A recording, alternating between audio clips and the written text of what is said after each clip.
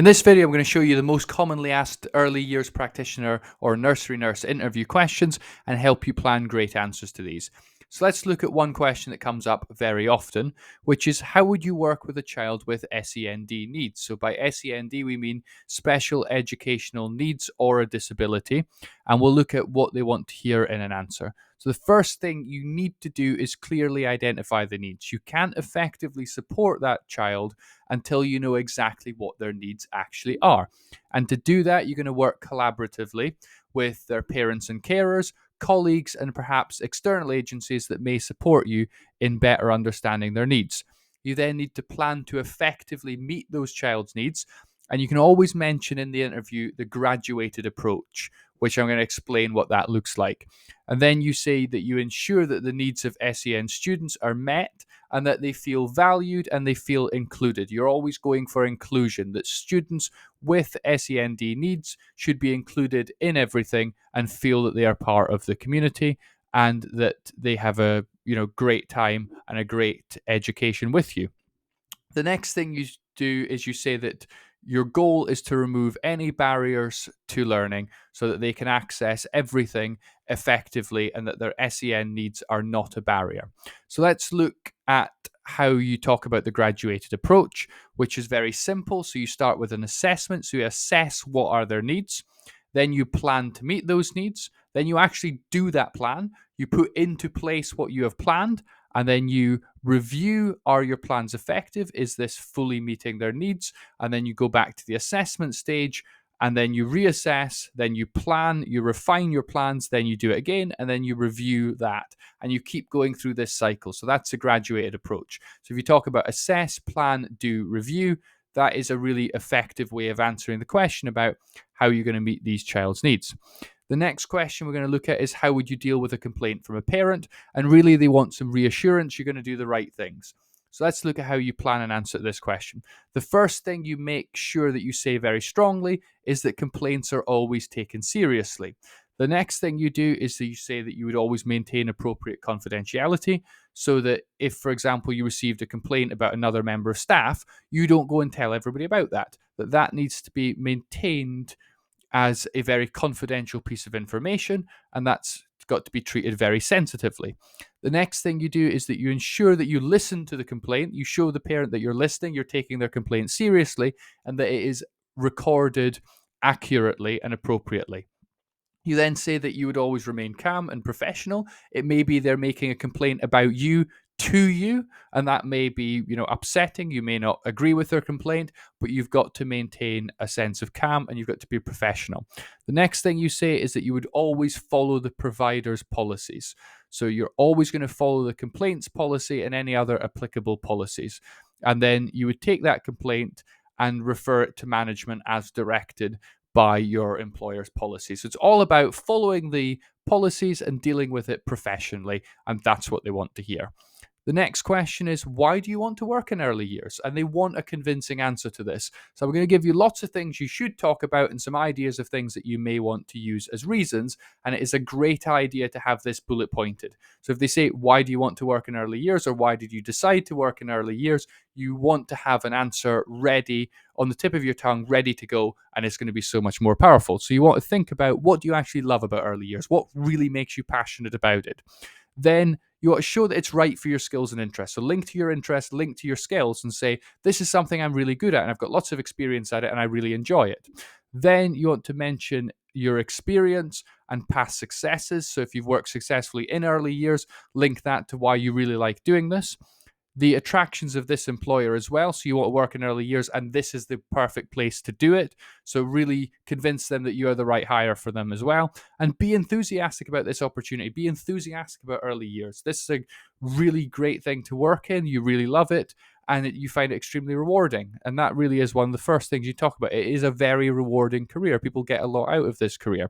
You could talk about the hours are perfect for you as one small reason. Don't go into detail about it, but it ticks a box for them. If these have got the perfect hours, you're kind of matching their needs a little bit as well. That you're really knowledgeable about child development and you have an interest in that. You like learning about it. When you are at home, you may read about it. You may have read some books about child development. That is something that you have a really deep personal interest in.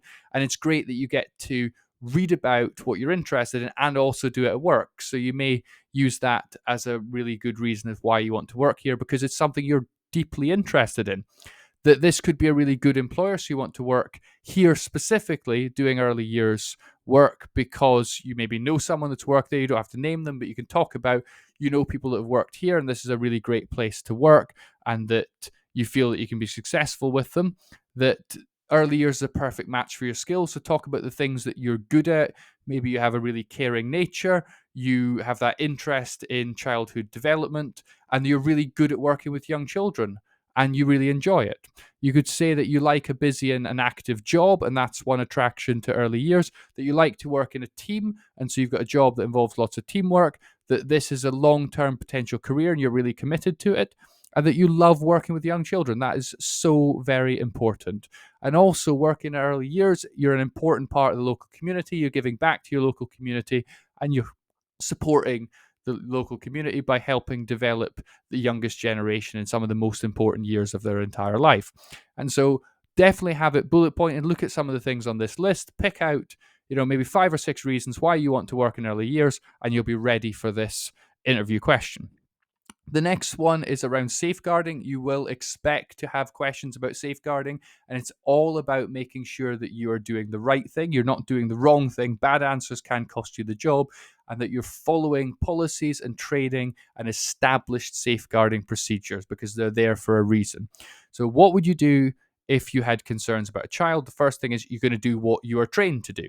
So the way that you answer this is you're very clear and very strong about the fact that you take your safeguarding responsibilities seriously. Any question that asks you to prioritize or list what would you do first, what would you do next, anything safeguarding is always number one. The next thing you do is you say that keeping children safe is my number one priority. That's why they sometimes ask questions about, you've got this, and this to do. Some photocopying hasn't been done and it needs done, but then there's a child protection issue. What do you deal with first? The photocopier can wait. Deal with the child protection issue. Then you might say, I will at all times follow my training and appropriate policies. So you're very clear about the fact that there is going to be training in place. You are going to be taught and told what the procedures are, and the provider should definitely be doing that. If they're not, that's actually a problem. That is expected, and there will be a policy that says, in the event that you have concerns about a child, you should do this, and this. It will be written down, and that is what you should be following. The next thing you say is, I will report my concerns in an accurate and timely manner in line with policy. This is an answer from the perspective of someone who is not the head of safeguarding. You're not perhaps the head teacher or the manager. This is for someone that works there. So there will be someone that's got overall responsibility for leading safeguarding, though everyone is part of it, and you need to know who they are and what the appropriate policies are. So it's all about making sure you are following the established procedures correctly and in a timely manner, and that you're making child protection, child welfare a very high priority. And that's how to be successful in that question. They may ask you a simple question like, tell me about yourself, and they don't want to hear about your pet hamster. They don't want to hear about your holidays. They want to hear about you and why they should hire you. They want to hear about your work experience, your qualities and skills, and your motivations, like why you're applying here. So link what you are and what you like to this job. So your work experience, to simply tell them your year's experience, tell them your previous jobs and your work experience, focus on the early years and childcare experience, but then also put in your wider experience, but the focus needs to be on the most relevant first. Talk about any early years qualifications that you've got. If you've done an apprenticeship, if you've done a college course and you've got some certifications, it's a good idea to also bring those to your interview if possible and show that you've got the right training and the right skills. And then a good one that is often very well valued is any first aid certificates, training, anything that's that little bit extra, literally any training that you've done that would make you better at your job. Now is a good time to talk about it. Then some qualities and skills you can mention when describing yourself is that you're highly reliable, you're good with young children, that you're calm and you've got great patience, that you're happy and friendly, that you're very professional, that you're trustworthy, and that you're knowledgeable about child development. They are great qualities and skills to have for applying for an early years role. Then your motivation. Say that you love working with children. You can't say that enough, and you can't say that strongly enough. It is so key to being really great at this role. Then you could say that this is a perfect match for my skills, experience, and interests. And then you might want to think about, why is this the right place for you? What is special about this? Do they have a particular philosophy about early years that is your philosophy, that you're really aligned with them? Do they have a social mission? Do they have something else that really makes this the right place, that you've picked this one above all the other places you could apply to? What makes this one special? And that's quite a nice thing to put in your answer as well. So again, have this one planned out, go through what I've got here, list your qualities, your experience, and explain why this is the right job for you, and you'll have a really strong answer to this. They often ask questions around, where do you see yourself in 5 years? And it's important to survive this question without saying something stupid. And we'll look at what things you should say and what things you shouldn't say. So you should say things that are obviously planned, that you've actually thought about it. You don't need to say, 1 year from now I will do this, 2 years from now I will do this. It doesn't have to be planned to the exact detail. You're talking about general things, but you have to have some idea that you're developing, that 5 years time from now you're going to have achieved things, you're going to be better, you're going to have learned something, and that you're staying.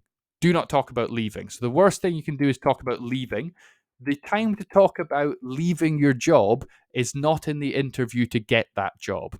Don't give the idea about changing industry. Don't talk about going into something that is not early years. You need to show a commitment to this. What's the point employing someone that plans to leave very shortly after? Answers that don't involve any development don't tend to score very highly. Insulting the interviewer, so talking about being the manager when someone perhaps has the idea that they are going to be managing this place for the next 10 years, that this is their retirement job that they're going to do forever. Now is not the time to talk about taking their job. And it may be that they work 10 years to get to the position where they are, and you're talking about doing it very quickly and that it's going to be 5 minutes for you. So don't insult the people interviewing you by saying that you're going to be doing their job. That doesn't tend to be very popular, or anything that is irrelevant to the employer. You ought to be focusing on what things you can say that are going to make them want to hire you. So let's look at some suggestions. So say that you're committed to early years, and that for the next 5 years you still want to be working early years, and this is your passion, and this is something that you want to be doing for a long time. You may, if you don't, for example, have a first aid certificate, that is something that you definitely want to look towards attaining, or any other certification or extra qualifications. It's a good time to say, in 5 years, I'm looking to pursue these extra qualifications to better my knowledge and my skills. That you may hope in the next 5 years to be involved in training and mentoring others. So you may just have passed your qualifications, or you may have a little bit of experience, but in the future, you're really passionate about developing others, and you would like to move into being someone that is so secure in their own practice and their own knowledge that they could be mentoring others.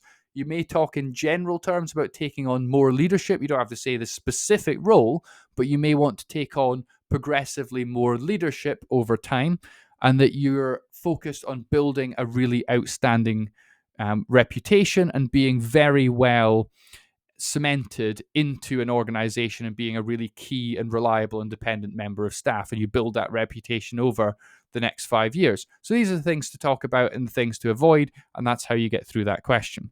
Before the interview finishes, they'll say, do you have any questions to ask us? Here are some suggestions of good questions that you might want to ask. So you could say, what are your improvement priorities for your early years provision, and how could I support these in my role? And you can make commitments to doing the things that they know is going to make things even better, and you can be part of that journey. You could ask, what originally attracted you to work here, and what's your favorite part of working here? You could ask, what training in CPD, so CPD is continuing professional development, opportunities could be potentially on offer here. Find out what you could learn, what you could get out in terms of development from this place, and show a real enthusiasm to it. And then say, what could career progression potentially look like here for a high performer over the next 3 to 5 years? So you're given the idea you're going to stay with the employer, and that you care about being a high performer, you see yourself as a high performer, and that you care about progression, and you're expressing that interest. And then before you finish, reiterate your interest in the role, thank the interviewer for the interview, and end on a positive. Avoid asking about pay. You want to negotiate your pay after you've got an offer of a job. Don't ask about how many holidays you get, taking time off, or transferring to another location. They're trying to staff this location. So I hope this was helpful to you. Please post in the comments below any questions that you were asked that's different from this, to help build up a great picture. And your interview experiences being shared in the comments is really helpful. I hope this was helpful to you. Please like and subscribe if it was. And finally, thank you very much for watching.